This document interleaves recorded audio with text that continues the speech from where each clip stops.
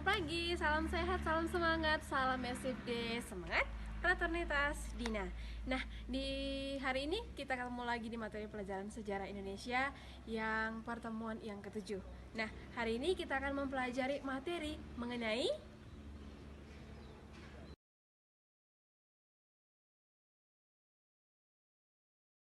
Adapun tujuan pembelajaran kita di hari ini, siswa diharapkan mampu mengetahui perkembangan teknologi di zaman praaksara, agar siswa atau peserta didik mampu menumbuhkan apresiasi terhadap peninggalan sejarah, sadar dan mampu melestarikan serta mengembangkan kebudayaan praaksara.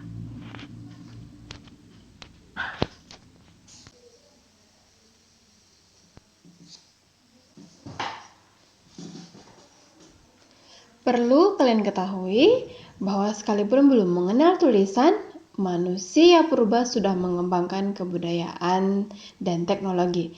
Nah, teknologi waktu itu bermula dari teknologi bebatuan yang digunakan sebagai alat untuk memenuhi kebutuhan.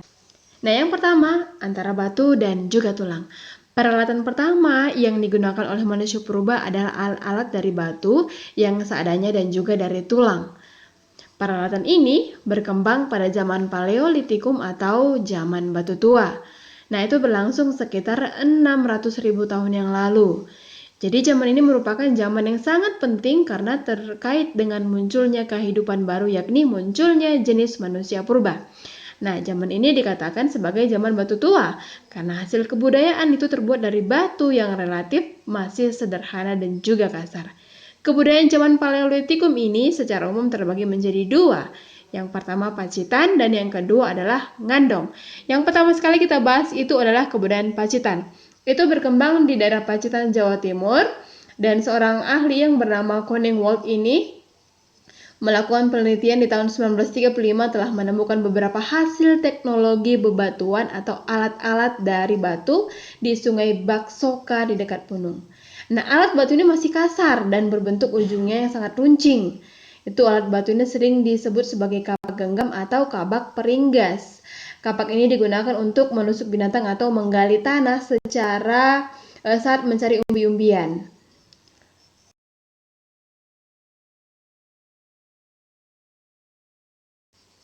Nah, tradisi kapak perimbas ini dikenal sebagai nama budaya Pacitan.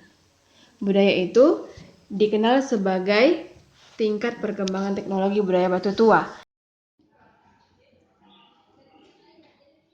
Yang kedua, kebudayaan Ngandong. Kebudayaan Ngandong merupakan kebudayaan manusia praaksara di Indonesia, di mana kebudayaan ini berkembang di daerah Ngandong dekat Ngawi yang ada di Jawa Timur. Daerah ini merupakan banyak sekali ditemukan bukti-bukti sejarah peradaban manusia zaman Paleolitikum. Itu seperti ada alat yang terbuat dari tulang, ada berbentuk tanduk, dan juga bebatuan. Nah, alat ini digunakan untuk aktivitas sehari-hari tentunya, seperti untuk berburu, memotong, dan juga menumbuk, beserta masih banyak fungsi-fungsi yang lainnya. Hari ini kita tidak cuma bisa melihat hasil budaya Ngandong di Jawa Timur, teman-teman. Jadi karena sebaran artefak dan peralatan kebudayaan Ngandong itu tersebar luas di berbagai Nusantara kita, seperti ada di daerah Sumatera, Kalimantan, Sulawesi, Bali, NTB, NTT, Halmahera, dan beberapa daerah-daerah yang lainnya. Nah, pertanyaannya, kok bisa ya tersebar? Gimana sih? Nah, jadi gini, dulu cara hidup manusia praaksara di zaman Paleolitikum itu tinggalnya masih nomaden ataupun dikatakan sebagai berpindah-pindah. Mereka belum mengenal tuh bagaimana cara untuk bercocok tanam. Jadi kalau misalnya dirasa persediaan makanan di daerah mereka tinggal sementara sudah mau habis, mereka akan berpindah ke tempat tinggal yang lain. Jadi hasil budaya Ngandong itu ada beberapa alat ataupun hasil peninggalan budaya zaman Ngandong. Nah, yang pertama itu adalah kapak genggam. Alat yang terbuat kalau kapak gembang kalau kapak genggam ini adalah alat-alat yang terbuat dari tanduk rusa yang sudah diruncingkan terlebih dahulu. Alat-alat ini menurut para ahli itu digunakan untuk perlindungan diri, berburu, dan juga mengolah makanan. Alat-alat yang terbuat dari tulang yang berukuran lebih besar yang digunakan sebagai belati, alat penusuk, mata tombak, ujung tombak dengan 2 mata tombak itu beserta dengan alat perobek daging ataupun ubi dan masih banyak lainnya yang dipergunakan itulah fungsi dari kapak genggam itu. Jadi itu dia kapak genggam. Sedangkan kalau yang dinamakan sebagai kapak perimbas itu adalah kapak yang berfungsi untuk merimbas kayu ataupun memahat tulang dan sebagai senjata.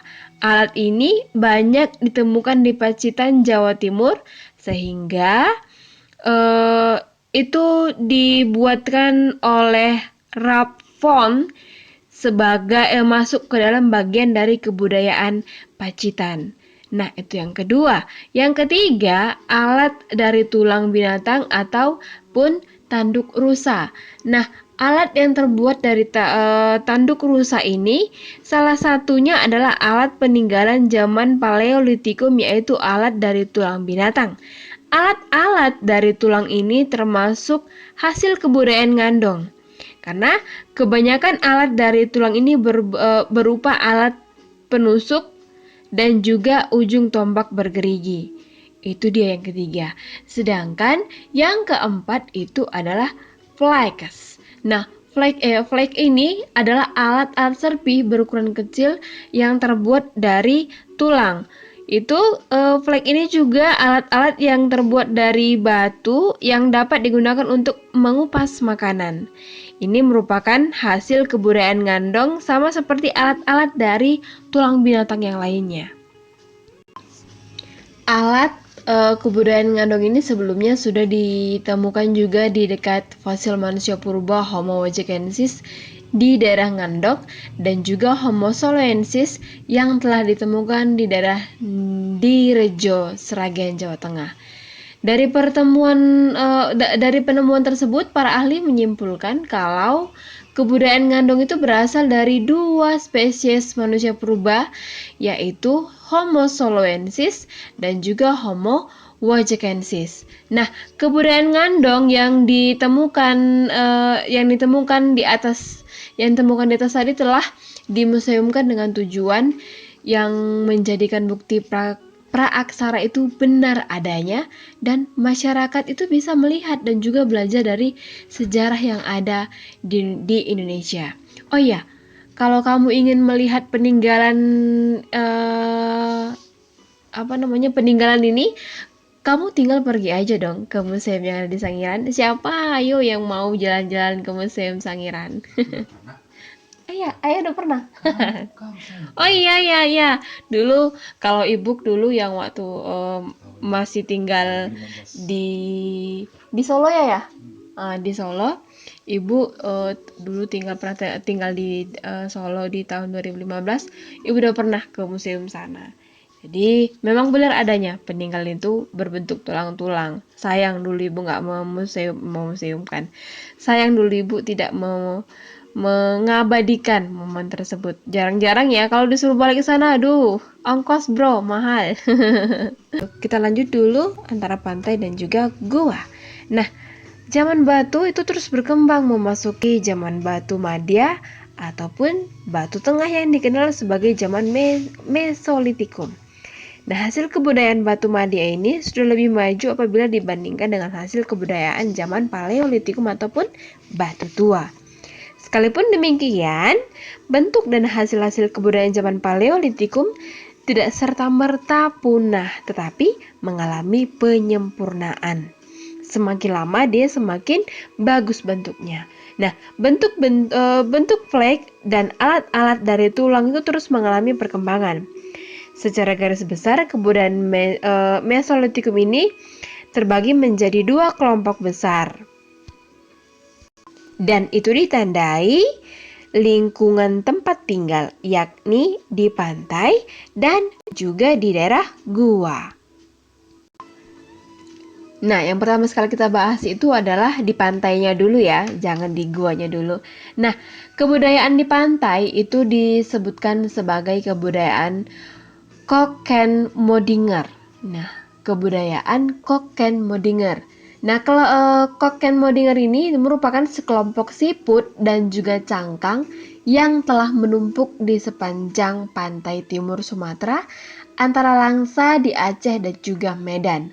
Nah, Kokken-Modinger ini telah memberikan sebuah informasi bahwa Kokken-Modinger ini merupakan sekelompok kulit dan cangkang keong yang tumbuh di sepanjang pantai di wilayah Sumatera Utara.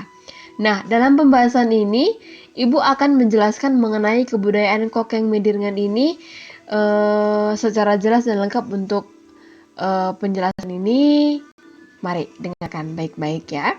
Nah, Kokken-Modinger ini itu berasal dari Denmark yang berarti dapur, dan modding itu artinya sampah. Jadi, jikalau dikombinasikan, Kokken-Modinger ini artinya limbah dapur. Nah, sehubungan dengan budaya manusia, Kokken-Modinger ini adalah sekelompok siput dan kerang yang terakumulasi di sepanjang pantai timur Sumatera antara Langsa, di Aceh, dan juga di Medan. Nah, tampaknya dalam sebuah kehidupan manusia purba pada awal itu sangat bergantung pada penangkapan siput dan juga cangkang. Karena limbah dari dua binatang laut setinggi laut itu tingginya sekitar 7 meter itu ditemukan. Nah, jadi hal itu semakin diperkuat dengan adanya sebuah penelitian terhadap von Steil itu di tahun 1925 ketika ia menemukan sebuah gundukan sel itu jenis kapak tangan yang berbeda dari kapak paleolitik. Kapak tangan yang ditemukan di wilayah Bukit Shell itu bernama Kaisel atau lebih dikenal sebagai Sumatrax. Nah, jenis kapak ini terbuat dari batu kuari. Bagian luarnya tetap seperti itu dan bagian dalamnya dibuat sesuai dengan kebutuhan. Nah, selain kapak Sumatera, tebing itu juga berisi semacam pipisan batu yang menggunakan batu itu sebagai alat penggiling untuk menghaluskan cat merah. Nah, dipercaya bahwa warna itu telah digunakan sebagai acara keagamaan ataupun acara sihir. Kapak lain yang telah ditemukan di daerah ini merupakan sebuah kapak pendek yang memiliki sebuah bentuk yakni setengah lingkaran. Misalnya itu dinamakan sebagai kapak genggam. Nah, zaman batu itu terus dapat berkembang ke periode Mesolitik ataupun yang disebut sebagai Mesolitik. Jadi hasil dalam budaya intertitial ini lebih maju dapat dibandingkan dengan sebuah hasil dari budaya Paleolitik. Meskipun demikian, dalam sebuah hasil dan bentuk budaya terdapat Paleolitik ataupun batu kuno itu tidak harus punah, tetapi yang telah disempurnakan. Bentuk-bentuk tulang dan juga beberapa alat tulang itu terus berkembang. Jadi secara umum dalam budaya Mesolitik itu dibagi menjadi dua kelompok besar yang ditandai oleh lingkungan hidup, yaitu gua dan juga pantai. Nah, itu itu dia materi kita di hari ini. Ibu harapkan kamu dapat mengambil makna dan pelajaran dari materi yang sudah kita bahas sama-sama. Ingat, kerjakan tugasnya, catat materinya di dalam catatan, dan tetap semangat, jaga jarak, jaga kesehatan. Salam semangat, salam SFD, semangat, fraternitas, Dina.